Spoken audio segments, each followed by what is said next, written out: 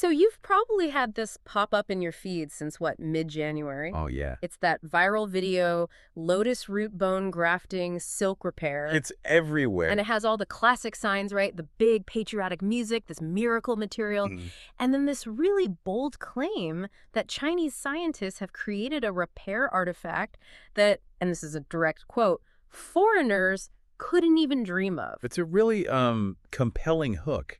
It frames the science almost like it's this kind of mystical lost art. Exactly. But, we're not here for the romance of it. We're here for the receipts. Right. We're looking at this fantastic forensic analysis from Professor Lin, who actually took these claims and just ran them against the scientific record. To see if the dream actually holds up. Precisely. So the video, it centers on this one researcher, Zhao Hongxi. And the story is he spent 12 years, Well, 12, extracting protein from silk. yeah. And then, after all that, another 6 years of clinical trials to make this invisible repair patch.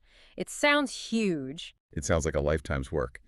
But, the first major red flag pops up almost immediately when you just look at the timeline. How so? Well, the whole video's angle is that this is groundbreaking, something the West totally missed.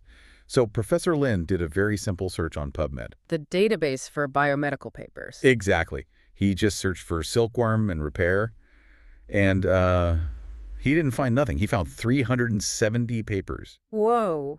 And the earliest one, the one talking about using silk for tissue repair, specifically for ACLs in the knee, it wasn't from 2026. When was it from? It was from Tufts University in the U.S. back in 2002. 2002. So we're talking about a 24-year lag. At least. And honestly, a review paper from 2003 noted that silk has been used as a suture material in medicine for centuries. For centuries. Yeah. For people who don't have a background in this, silk is amazing because it's biocompatible, your body doesn't reject it, and it's incredibly strong. So the foreigners couldn't dream of it line. And it's not just an exaggeration, it's historically false. The West has been engineering with silk for decades. Okay, so the first to invent claim is, well, it's busted. But what about the video's hero? This big focus on Zhao Hongxi, the Zhao Hongxi team. Right, the great man theory of science.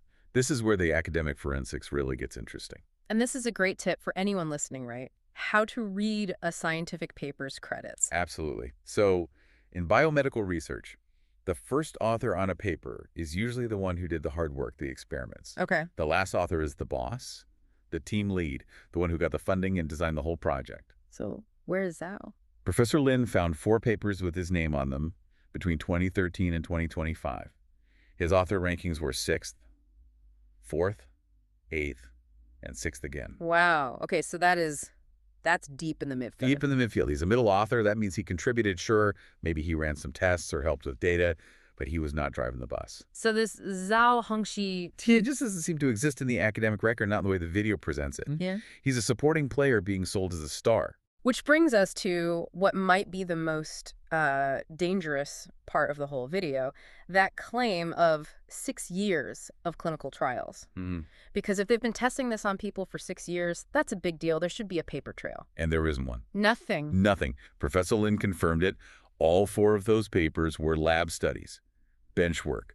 No humans were involved at all. So that claim is just fabricated. It appears to be a total fabrication, yeah. Yeah. Likely just to add scientific weight to the story. So at the end of the day, what we have here is a case where a content creator took a genuinely fascinating field of science biomaterials from silk. Which is real and very exciting. And just wrapped it in this kind of nationalist myth. Exactly. It rebrands a global, collaborative, and, slow scientific effort as some kind of local magic trick. And that's the real damage. I think so. Because real science is iterative. It's international. When you try to sell it as a miracle from a lone genius, you actually diminish the real work done by thousands of researchers, including many in China, who are pushing the field forward. It's a really good reminder. If a headline makes you feel a little too smug or superior, maybe check the dates.